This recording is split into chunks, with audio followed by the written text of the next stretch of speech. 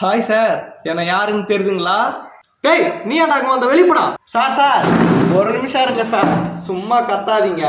டேய், யார் வீட்டில் வந்து கால் மேலே கால் போட்டு உட்கார்றா? ஏது வெளிப்படா. சார் எதுக்கு சார் சும்மா தேவையில்லாத கத்தி எனர்ஜியை வேஸ்ட் பண்றீங்க? நான் சொல்றத கொஞ்சம் பொறுமையா கேளுங்க சார். நீ சொல்றத கேட்கணும் எனக்கு நான் தலைவிதியா? எழுந்து முதல்ல வெளியே போடா நாயா. சார் நீங்க கேட்டுதான் சார் ஆகணும், ஏன்னா அதுதான் உங்க தலைவிதி. அப்படிலாம் கேட்க முடியாது. நீ சொல்றத நான் ஏன் கேட்கணும்? சார் கொஞ்ச நாளைக்கு முன்னாடி நான் வந்தேன். நீங்க என்ன சொன்னீங்க?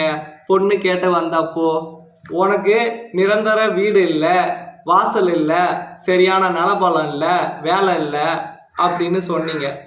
நீங்க கொடுத்த 2-3 வருஷம் அதே டைமுக்குள்ள நீங்க கேட்ட வீடு, நலம், நீங்க கேட்ட நிரந்தர வேலை அனைத்தும் இப்போ என்கிட்ட இருக்கு. குடிக்காத நல்ல பையனா இருக்கணும்னு நீங்க, அதுலயே நான் கரெக்டா இருக்கேன். இப்போ எந்த வகையில நான் குறைஞ்சிட்டேன்னு என்ன நீங்க ரிஜெக்ட் பண்ணுவீங்க சொல்லுங்க? நீங்க சொன்ன ஒரு வார்த்தைக்காக உங்க பொண்ணுக்காக ஒரு வீடையே கட்டிட்டேன். உங்க பொண்ணு கூட இருந்தா இன்னும் பெரிய மாளிகையே கட்டுவேன். சார் அதுக்கு முன்னாடி நான் உங்க பொண்ணை கட்டுறேன், அதுக்கப்புறம் மாளிகையை கட்டுறேன். இப்ப சொல்லுங்க, உங்க பொண்ணை எனக்கு கொடுப்பீங்களா கொடுக்க மாட்டீங்களா?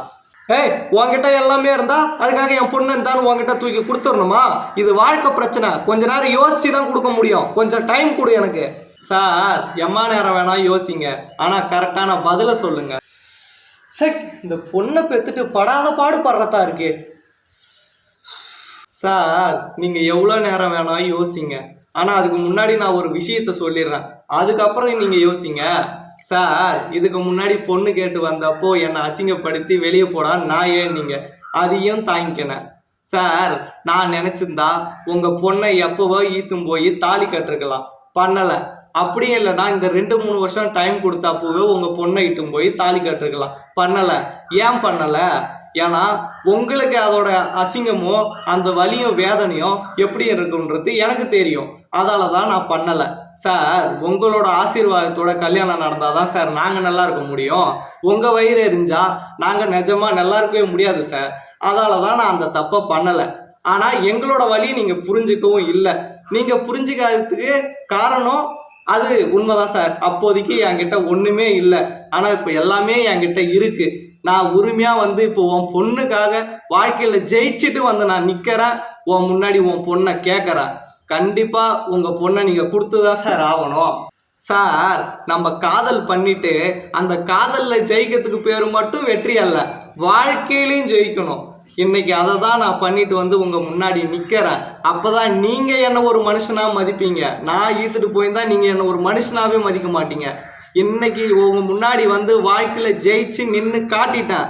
உங்க பொண்ணுக்காக இன்னும் நான் எங்க வேணா போக தயாரா இருக்கேன். உங்க பொண்ணுக்காக எந்த அளவுக்கு ரிஸ்க் எடுக்க வேணாம் நான் தயாரா இருக்கேன். ஆனா நீங்க உங்க பொண்ணை கொடுக்க தயாரா இருக்கீங்களா? அதை ஃபர்ஸ்ட் சொல்லுங்க.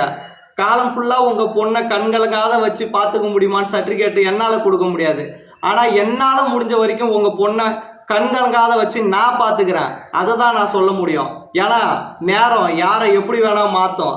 அதால உங்க பொண்ணை என்னால முடிஞ்ச வரைக்கும் கண் கலங்காத பாத்துக்கிறேன். நம்பி உங்க பொண்ணை கொடுங்க. இப்ப யோசிங்க. சரி, நீ இவ்வளோ சொன்னதுக்கு அப்புறம் என் பொண்ணை கொடுக்காத இருந்தா நான் ஒரு நல்ல அப்பனே இல்லை என் பொண்ணுக்கு. அதால என் பொண்ணை நீனே கட்டிக்கோ.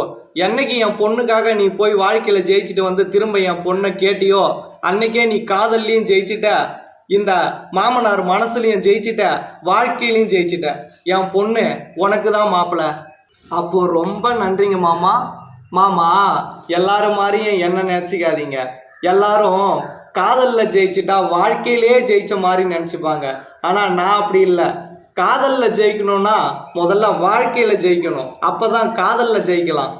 பெற்றவங்க முதல்ல பொண்ணை ஏன் கொடுக்க மாட்டாங்கன்றத நாம் அந்த தப்பை புரிஞ்சுக்கிட்டு நம்ம வாழ்க்கையில் ஓட ஆரம்பிச்சிட்டாலே நம்ம காதலில் ஜெயிச்சுட்டோன்னு தான் அர்த்தம். அப்போ ரொம்ப நன்றிங்க மாமா. வரட்டுங்களா மாமா? மாமா கடைசியா ஒன்று சொல்லிக்கிறேன். காதல் 10 செய்யும், பெற்றவங்களை வச்சும் செய்யும். அதுக்காக உங்க பொண்ணு தப்பானவன் ஒதுக்கிடாதீங்க. உங்க பொண்ணு தப்பானவன் இல்லை நிரூபிக்கதா ஒருத்தனுக்கு ஒருத்தியா நிக்கிறா, அதுவும் எனக்காக மட்டும் நிக்கிறா. வரட்டுங்களா? முறைப்படி வந்து பொண்ணு கேட்குறேன். அப்போ வரங்க மாமா. அடா அடா அடா அடா, இது தாயா காதலுக்கும் மரியாதை, பொண்ணை பெத்தவங்களுக்கும் மரியாதை. உண்மையான காதல்னா இது தாயா, இப்படி தாயா இருக்கணும். சபாஷியா.